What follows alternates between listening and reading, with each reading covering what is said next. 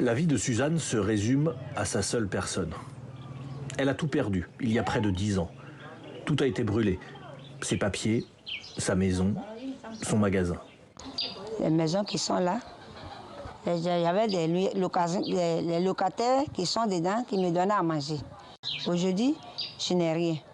Je vis comme ça, à ma manière, pour que je trouve quelque chose à manger. Chercher à manger et survivre. Avec des femmes veuves comme elle, elle a organisé une coopérative pour se soutenir les unes les autres.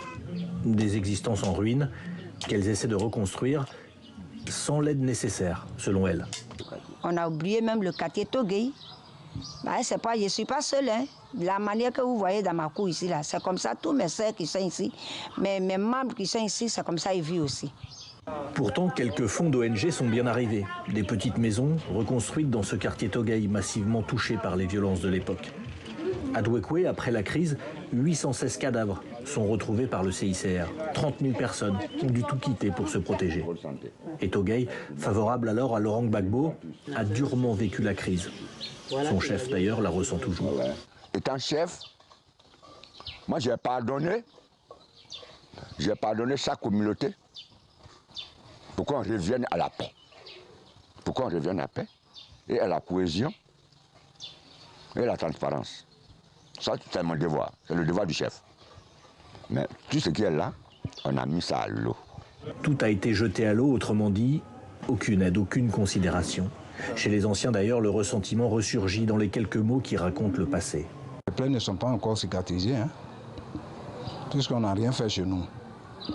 Nous-mêmes, on nous a, je ne sais pas, si on nous a gardés rancune, ou nous, on ne fait pas partie du territoire ivoirien.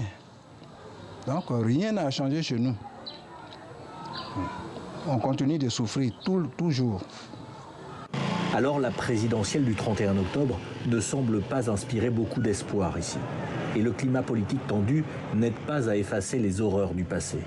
C'est vrai qu'on n'entend plus les coups de fusil, on n'entend plus parler d'affrontements intercommunautaires, mais le rapprochement ne se fait pas de façon systématique. Quand nous regardons nos politiciens, quand nous entendons nos politiciens, rien n'est fait pour nous rassurer. Donc nous avons peur. Toute la population vit dans la peur, dans la crainte.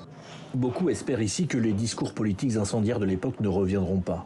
Des tentatives de rapprochement sont mises en place. Cette radio, par exemple, donne la parole à tous, car personne ne veut revivre 2011. Alors même si l'économie se développe dans la ville, 10 années d'errance pour certains n'ont pas permis à des quartiers entiers de ressusciter, comme à Toguei. Le prochain président ivoirien aura beaucoup de travail à Dwekwe pour faire oublier définitivement les massacres et l'indifférence.